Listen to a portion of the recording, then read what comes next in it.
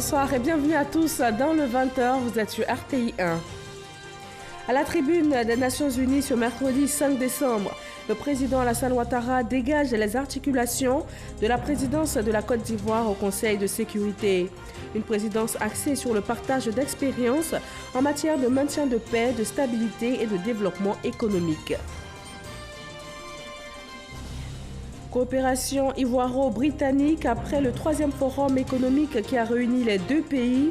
Le vice-président ivoirien a échangé avec la délégation britannique présente en Côte d'Ivoire.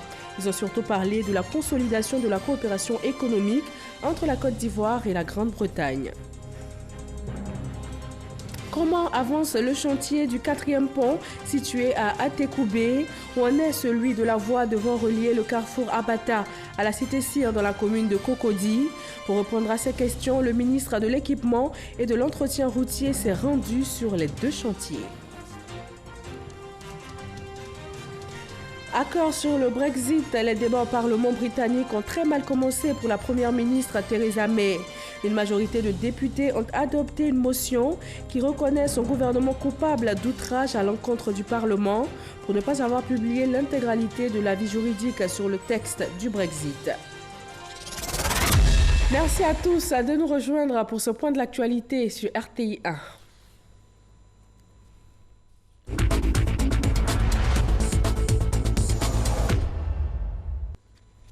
Direction New York aux États-Unis pour ouvrir ce journal. Le président Alassane Ouattara y a pris part à un panel de haut niveau dans le cadre de la présidence de la Côte d'Ivoire au Conseil de sécurité des Nations Unies. Il a dégagé les principaux axes de la présidence de son pays, la Côte d'Ivoire. Nous écoutons le président Alassane Ouattara à la tribune du Conseil de sécurité des Nations Unies ce mercredi. La Côte d'Ivoire assume la présidence tournante du Conseil de sécurité dans une période marquée par des bouleversements au plan international, avec une redéfinition de certains équilibres.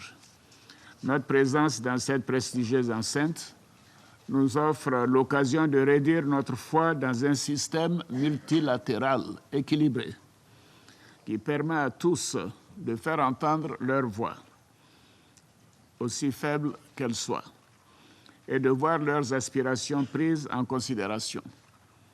Dans cette période charnière, notre monde est appelé à faire preuve de plus de solidarité et d'entente afin de relever les défis en matière de paix et de sécurité auxquels nous sommes tous confrontés. Dans ce contexte, notre présidence sera placée sous le signe de l'ouverture, du partage d'expériences et de la collaboration afin de créer en toutes circonstances les conditions du consensus sur les questions les plus difficiles.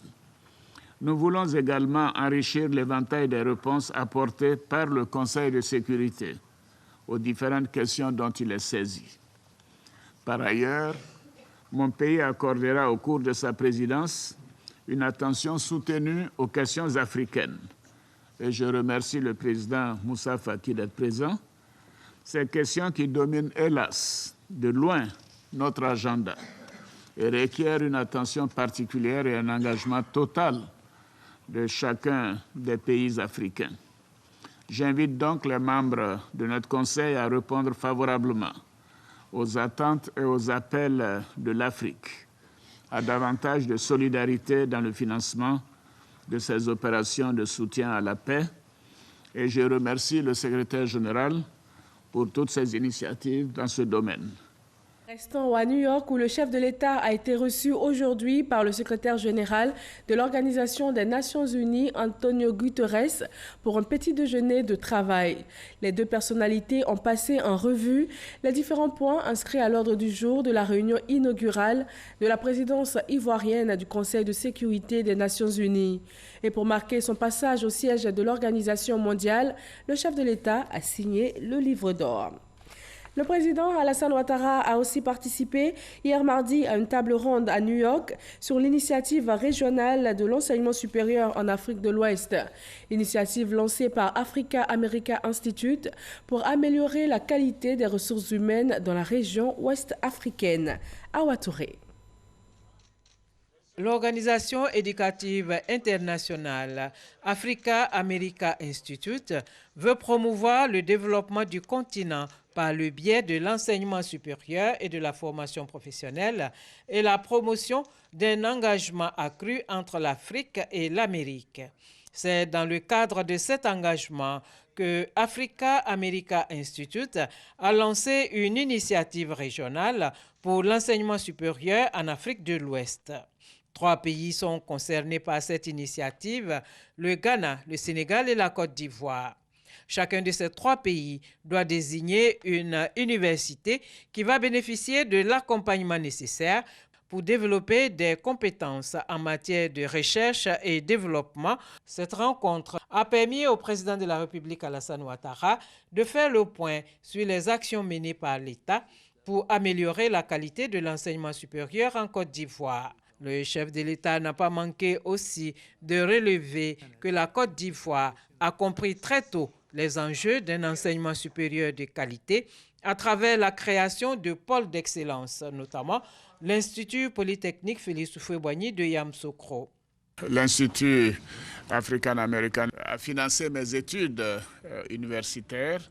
Et à chaque fois que je suis invité, je viens avec beaucoup de plaisir.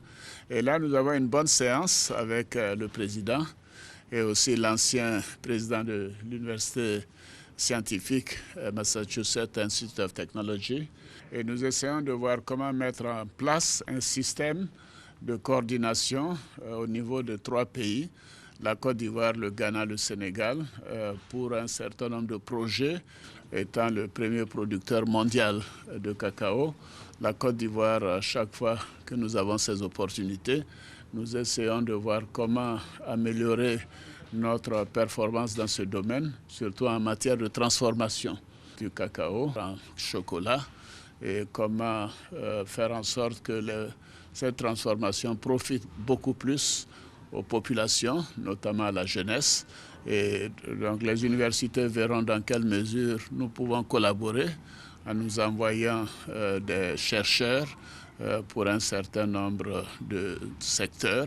Et nous avons choisi bien sûr l'université Félix Houphouët-Boigny à Abidjan pour mener cette recherche et la mise en place de ce système. L'initiative régionale de l'enseignement supérieur en Afrique de l'Ouest vise à créer une synergie d'action entre la Côte d'Ivoire, le Sénégal et le Ghana pour la formation de ressources humaines de qualité en Afrique de l'Ouest. Ici en Côte d'Ivoire, le 3e forum économique ivoiro-britannique a pris fin. La délégation d'hommes d'affaires de la Grande-Bretagne présente dans le pays a été reçue par le vice-président Daniel Cablon-Duncan. Les échanges ont essentiellement porté sur la consolidation de la coopération économique entre la Côte d'Ivoire et la Grande-Bretagne. Mahama Traoré. La Grande-Bretagne peut et doit renforcer sa présence économique en Côte d'Ivoire. Le vice-président Daniel Cablon-Duncan a partagé cette conviction avec la mission d'affaires britannique présente à Abidjan dans le cadre du 3e forum économique ivoiro-britannique. Un forum qui aura permis à la délégation d'explorer de nouvelles opportunités d'affaires en Côte d'Ivoire. Le vice-président les a ainsi rassurés sur le potentiel économique du pays et la bonne santé du climat des affaires. Tout le monde est très satisfait avec la visite. Le vice-président a bien présenté toutes les raisons pour lesquelles les gens doivent venir investir en Côte d'Ivoire, tous les bons arguments évidemment. Alors là, j'espère que maintenant les gens vont rentrer dans les prochains jours à Londres pour voir comment ils peuvent développer ces idées. Sur la période 2013-2017, le secteur privé britannique a investi environ 182 milliards de francs CFA en Côte d'Ivoire. Les secteurs explorés sont la finance, l'agroalimentaire, l'énergie, les infrastructures et la santé. La Côte d'Ivoire figure également sur la liste des 10 pays africains qui vont bénéficier des 2 900 milliards d'investissements privés prévus par la Grande-Bretagne en Afrique pour les années à venir. La CEDEAO vers la création d'un marché régional intégré de l'électricité. Les ministres en charge de l'énergie de la communauté des États de l'Afrique de l'Ouest se sont rencontrés. Il s'agit pour eux de tracer un plan directeur de développement des moyens de production et aussi le transport d'énergie électrique dans la sous-région sur la période 2019-2033. Jean-Luc Bangbo. Un marché intégré de l'électricité basé sur une exploitation commune des ressources naturelles dans l'espace CEDEAO. C'est la réponse que les ministres en charge de l'énergie de l'espace communautaire entendent apporter aux défis de plus en plus croissants en matière d'approvisionnement en énergie électrique de la région. Il s'agit d'un plan directeur de développement des moyens de production et de transport d'énergie électrique dans la sous-région. Ce schéma directeur a 75 projets. Ce schéma directeur a comme ambition de faire construire 23 000 km de lignes d'interconnexion, de faire produire 16 000 MW d'énergie, dont 70% provenant des énergies renouvelables. Le tout pour un coût d'à peu près 37 milliards de dollars américains. Ce nouveau plan directeur qui couvre la période 2019-2033 contribuera à combler le déficit en infrastructures dans le domaine de l'énergie et à améliorer les conditions de vie des populations dans la région. L'électricité est une source à la fois de développement économique mais également d'amélioration de qualité de vie et donc un impact social très très important. Le but ici de nos rencontres, c'est à la fois de planifier les ouvrages à la fois de production, de transport et de distribution de l'électricité. Ce sont des ouvrages qui nécessitent énormément de capitaux, donc une mobilisation de ressources financières très importante. Le précédent plan directeur, en vigueur depuis 2012 et qui fait l'objet d'actualisation aujourd'hui, a permis de mettre en service près de 650 MW de production électrique additionnelle et la construction d'environ 1300 km de lignes d'interconnexion. Comment avance le chantier du 4e pont situé dans la commune d'Atekoubé et où en est celui de la voie devant relier le carrefour Abata à la cité Sire à Cocody? Pour répondre à ces questions, le ministre de l'Équipement et de l'Entretien routier s'est rendu sur ces deux chantiers. Jean-Luc Mongbo nous propose un point de ses visites. Boribana, dans la commune d'Atekoubé. Nous sommes sur une des emprises du 4e pont. Les travaux sont à un stade embryonnaire, mais évoluent bien au dire du ministre de l'Équipement et de l'Entretien routier Amédée Kofi Kouakou. À Lokodro, l'entreprise chinoise en charge des travaux a presque fini la construction des installations devant abriter le matériel et les ouvriers du chantier. Il reste la libération des emprises pour que les travaux commencent véritablement. Mais aussi, il y a tous les problèmes de déguerpissement des populations. Les dispositions sont prises. Le Premier ministre l'avait annoncé, un peu plus de 30 milliards pour la population. C'est un processus qui est en cours. On voudrait rassurer l'ensemble des populations qui sont installées dans l'emprise du projet que, conformément aux directives, toutes ces populations seront correctement indemnisées. La construction de cet ouvrage devrait durer 30 mois. Il est prévu pour être livré début 2021. Autre site visité par le ministre Amédée Kouakou, le chantier de construction de la voie reliant le carrefour Abata à la cité Sire, dans la commune de Cocody. Ce projet consiste à aménager la route jusqu'à la cité Sire en 2 fois 2 voies. Et aussi, on avait un gros problème d'assainissement. Donc, il y a un canal de près de 700 mètres qui a été construit donc, pour pouvoir évacuer toutes les eaux. Un chantier qui est confronté à plusieurs obstacles dans sa réalisation. Il y a beaucoup de personnes qui sont installées dans les points bas, qui malheureusement ont des titres de propriété. Ce qui fait que vous voyez que la zone est complètement vallonnée. Il va falloir évacuer ces eaux-là. Vous voyez ce qui se passe à la rue Mini. Chaque fois qu'il pleut, il y a des inondations. Nous sommes obligés de libérer les emprises de sorte que les eaux puissent être évacuées convenablement. Cette voie d'une longueur de 3,5 km sera livrée en mars 2019. L'institution de prévoyance sociale Caisse de retraite des agents de l'État, IPS Segrae, obtient la certification ISO 9001 version 2015. Un indicateur positif pour l'entreprise qui s'est engagée depuis 2014 dans une démarche qualité. Il s'agit notamment d'améliorer la qualité de ses prestations et services en faveur des retraités et assurés sociaux. Serge Coléa. Djedje Jean est retraité depuis 1995. C'est donc un habitué des couloirs de la Segrae qui a suivi l'évolution de la maison ces 20 dernières années. Le service aujourd'hui est de qualité. Il y a une nette progression. À la Segrae, les retraités se réjouissent des changements constatés ces dernières années. Le service accueil est parfait. Bon, nous le sommes bien. Auparavant, on se battait pour pouvoir se faire servir. Mais maintenant, quand nous arrivons, on est d'abord filtré ici à ce niveau. Et puis, ce sont eux qui déposent les papiers, on attend paisiblement. Je suis allé à la retraite le 31 décembre 2013.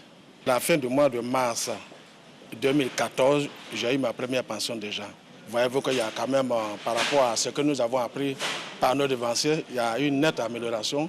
Cette nouvelle dynamique dans la démarche qualité et dans l'amélioration notable des prestations de services offertes aux assurés sociaux a été accentuée en 2014 par la Direction générale et son conseil d'administration avec le soutien du gouvernement. L'objectif de la réforme de 2012 était de faire en sorte, premièrement, de restaurer l'équilibre financier qui était rompu, d'assurer la continuité entre le dernier salaire d'activité et la première pension servie, parce que vous savez bien que les retraités pouvaient attendre 1 année, voire 2 ans avant de toucher la première pension. En plus de cela, nous avons des services sociaux qui sont développés pour que la retraite soit un véritable espace de vie. Première caisse de retraite des fonctionnaires certifiée ISO 9001 en 2016, l'IPS Ségrae confirme sa bonne gestion en 2018 en obtenant la certification ISO 9001 version 2015. Nous remarquons qu'aujourd'hui, les retraités ne sont plus stressés. À l'époque, c'était un enfer. Personnel compétent, considération et respect des assurés, réactivité dans la planification et le suivi sont quelques-uns des 23 points soulignés par le certificateur AFNOR. Ce certificat est une reconnaissance internationale. L'institution de prévoyance sociale, la Caisse générale de retraite des agents de l'État, entend poursuivre ses efforts pour mériter la norme ISO 9001 qui est réexaminée tous les 5 ans. Dans l'actualité politique, ce mercredi, une conférence de presse portant sur l'annonce du congrès consultatif du RHDP unifié. Il va se tenir le 26 janvier 2019. Les motivations de ce congrès avec Herman Guivet. Le 26 janvier 2019, le RHDP organisera son congrès constitutif. En quoi consistera-t-il et que représentera-t-il? Voici les questions essentielles autour desquelles ont gravité les échanges entre Covenant Kwasi Adjoumani, porte-parole du RHDP, ses porte-paroles adjoints et la presse nationale et internationale. Devant des journalistes dont les questions ont été sans limite, le porte-parole du RHDP s'est exprimé sur le sens et sur le choix du lieu devant accueillir ce congrès constitutif. Nous avons décidé de tenir ce congrès dans le plus grand stade de notre pays pour donner un caractère grandiose et l'envol le plus grand qui soit à ce grand parti politique qu'est le RHDP. C'est donc dans ce stade qui porte merveilleusement bien l'illustre nom du président Félix Houphouët-Boigny que sera établi le 26 janvier 2019 l'acte de naissance du plus grand parti politique de Côte d'Ivoire. Sur la décision de la Cour suprême de reprendre les élections couplées municipales et régionales dans certaines villes du pays et sur le soutien que portera le parti aux candidats qui défendront ses couleurs. Aujourd'hui, nous allons partir donc pour des élections. On peut être candidat de tel ou tel parti et puis décider à l'occasion de ces reprises-là de ne plus être candidat. Ce sont des choses qui sont possibles. Nous, au niveau de notre parti, le RHDP, nous allons nous retrouver pour donner des orientations. Sur l'épineuse question des logos qui suscitent diverses appréciations. En utilisant le logo, c'est notre droit d'utiliser le logo puisqu'on avait déjà déposé. Si aujourd'hui on vous demande quel est le logo du RHDP, mais le logo du RHDP, c'est ce que vous voyez là. C'est un ensemble. Et on avait déjà commencé le processus. Le mouvement sur les traces d'Houphouët-Boigny va-t-il lui aussi disparaître? Notre mouvement va toujours continuer d'exister, mais cette fois-ci à l'intérieur du RHDP pour faire venir massivement des militants qui sont encore réticents. Touré Mamadou, porte-parole adjoint, lui s'est exprimé sur l'avenir des partis politiques qui composent le RHDP au lendemain de ce congrès constitutif. Au regard des dernières élections et de l'adhésion massive de nos militants à ce projet parti unifié, inéluctablement, au bout de ce processus, nous n'aurons qu'un seul parti politique qui va s'appeler RHDP. Et ce qui veut dire que, de facto, tous les partis traditionnels existants, en tout cas juridiquement, ne vont plus exister. Pour Touré Mamadou, porte-parole adjoint du RHDP, il n'existe aucun problème de cohésion au sein du parti. Pour Kobena Kwasi Adjoumani, seules les valeurs de paix prônées par Félix Houphouët-Boigny doivent guider les pas de ses successeurs. Et bien avant ce congrès consultatif annoncé, le mouvement Force 2015 mobilise les militants et sympathisants. Le président de cette fédération des organisations républicaines pour la cohésion et l'émergence entend faire de la création du parti unifié un moment historique. Ahmed Traoré et Abou Sanogo. La Force 2015, la fédération des organisations républicaines pour la cohésion et l'émergence, remobilise ses troupes. 77 coordinations du dit mouvement sont venues nombreuses répondre à l'appel de Charles Niaouré, président de la Force 2015.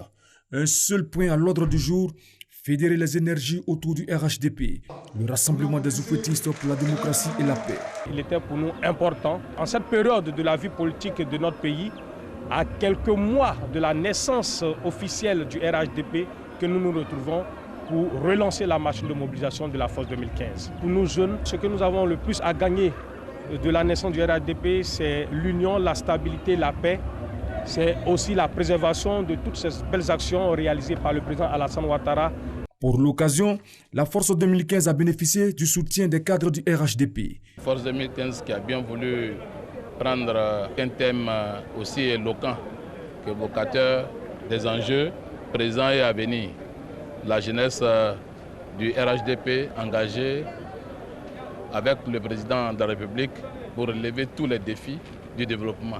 Charles Niaouré a exhorté les Ivoiriens à prendre part massivement au congrès constitutif du RHDP qui se tiendra le 26 janvier 2019 au stade Félix Houphouët-Boigny.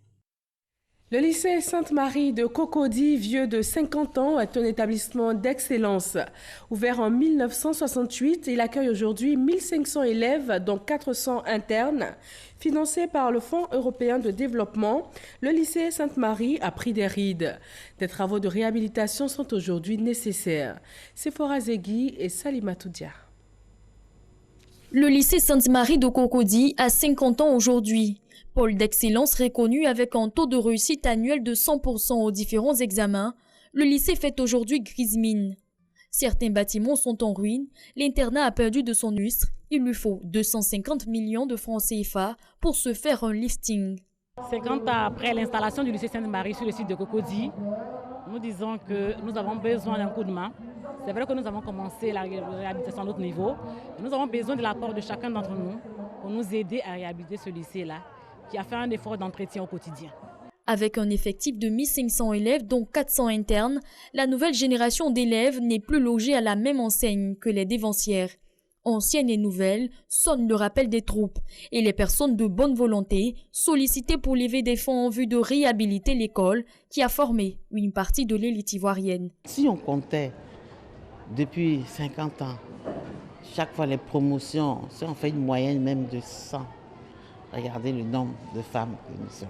Alors si toutes ces dames-là venaient même pour peu donner 1000 francs ou 2000 francs, on n'aurait même pas besoin d'une aide de quiconque. Parce que nous-mêmes, on peut réhabiliter notre lycée. Né du partenariat entre l'État de Côte d'Ivoire et la communauté catholique Saint-François-Xavier, cet établissement a bénéficié d'un financement de l'Union européenne à travers le Fonds européen de développement. L'Union européenne était toujours de côté Côte d'Ivoire, même pendant les années de crise. Et ce qui nous lie en fait, c'est beaucoup plus que l'argent. Là, c'est l'investissement en lycée. Mais ce qui nous lie réellement, c'est qu'on partage les mêmes valeurs. Représentant Kandia Kamara, ministre de l'Éducation nationale, de l'enseignement technique et de la formation professionnelle, Véronique Bakayoko demande aux pensionnaires de Sainte-Marie de ne pas se laisser distraire par l'état de délabrement de leur école. Il nous faut impérativement faire obstacle à tous les facteurs susceptibles d'affecter l'équilibre et d'hypothéquer l'avenir de nos enfants. Nous devons donc consolider impérativement les maillons de la chaîne de solidarité et de responsabilité qui unit tous les membres de la communauté éducative en vue de sauvegarder, de pérenniser et de fructifier le label Sainte-Marie. Pour que le lycée Sainte-Marie de Cocody garde le label d'établissement d'excellence, une rénovation s'avère inéluctable. En 50 années d'existence, ce lycée féminin aura créé bien de femmes leaders. Nous vous proposons ce soir le parcours de femmes reconnues pour leur leadership. Patricia Omoetia s'est intéressée à une organisation de femmes dynamiques. Professionnellement, les femmes occupent de plus en plus de postes à responsabilité. C'est le cas de Yakima, entrepreneur, Euma, directrice marketing, et Mélina, directrice de communication. Ensemble, elles dirigent les échanges sur le thème « Développer le potentiel en leadership ». La femme doit défendre leur poste. Parce que, comme j'ai dit ça veut dire si vous êtes une femme et tu es en position, il faut que tu prennes ça au sérieux. Tu es très professionnel dans cette position. Tu prends ton responsabilité d'être là-bas pour ajouter les valeurs dans les sociétés et comme ça, les gens vont reconnaître les valeurs des femmes. L'accès à des postes de responsabilité est toujours difficile pour la gente féminine. Selon les statistiques de la Banque africaine de développement, seuls 15% des femmes ont des postes de cadre supérieurs. Je me sens à l'aise dans le domaine de l'entrepreneuriat. Les difficultés que nous avons, c'est que nous n'avons pas les financements. Parce qu'on se dit que nous sommes une femme. À partir de ce moment-là, il y a une certaine fragilité et donc on ne nous finance pas tout de suite. Mais alors qu'il faut que on arrive à financer la femme parce que la femme est une personne à qui on peut placer la confiance. Elle rencontre des obstacles, mais elle ne permet pas que les obstacles l'arrêtent. Donc ces obstacles, elle nourrit ces obstacles, elle les voit comme des opportunités.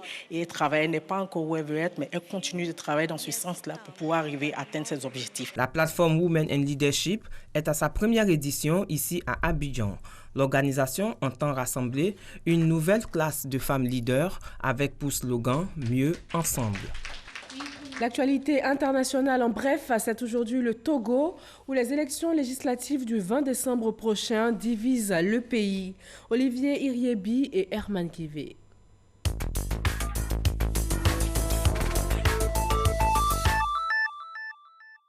24 heures après le début de la campagne électorale pour les élections législatives au Togo, peu d'affiches de candidats sont visibles dans les rues de Lomé, la capitale du pays. Ces élections continuent d'inquiéter plusieurs couches de la société togolaise. Après le clergé catholique, ce sont les églises évangéliques presbytériennes et méthodistes qui demandent aux autorités le report des élections prévues pour le 20 décembre prochain. Elles appellent le gouvernement et l'opposition au dialogue pour la paix dans le pays. C'est à Goma, capitale du Nord Kivu, que le duo Félix Tshisekedi-Vital Kamerhe a choisi pour lancer sa campagne dans l'intérieur du pays pour la prochaine présidentielle en République démocratique du Congo. Le choix de cette localité n'est pas en fait du hasard, car la région du Nord Kivu représente près de 10% de l'électorat du pays, mais aussi et surtout une terre de prédilection pour Vital Kamerhe. L'occasion pour les deux opposants d'afficher leur unité dans l'espoir que les électeurs de Vital Kamerhe se reportent sur Félix Tshisekedi, aussi de tenter de faire oublier leur dissidence de l'accord de Genève, incomprise par certains. Face à la crise déclenchée par le mouvement des Gilets jaunes, le gouvernement français a annoncé hier la suspension d'une hausse contestée des taxes sur les carburants. Les annonces du gouvernement pourraient ne pas suffire à calmer la colère des contestataires qui annoncent une nouvelle manifestation pour samedi. Le ministre de l'Intérieur, Christophe Castaner, a invité les manifestants à renoncer à de nouveaux rassemblements. Depuis le début des manifestations, le 17 novembre dernier, 4 personnes ont trouvé la mort et des centaines d'autres blessées. Encore sur le Brexit, les débats au Parlement britannique ont très mal commencé pour la première ministre Theresa May. Elle a dû essuyer un premier camouflet hier mardi à l'ouverture des débats, lorsqu'une majorité de députés ont adopté une motion qui reconnaît son gouvernement coupable d'outrage à l'encontre du Parlement pour ne pas avoir publié l'intégralité de l'avis juridique sur le texte du Brexit. Et on rappelle, pour terminer, que le président ivoirien Alassane Ouattara est à New York. Il a pris part à un panel de haut niveau dans le cadre de la présidence de la Côte d'Ivoire au Conseil de sécurité des Nations Unies. Il a dégagé les principaux axes de la présidence de son pays, une présidence axée sur le partage d'expériences en matière d'opérations de maintien de la paix, de la stabilité et du développement économique mondial. Et voilà, c'est tout pour ce 20h sur RTI 1. Merci de votre attention et à demain.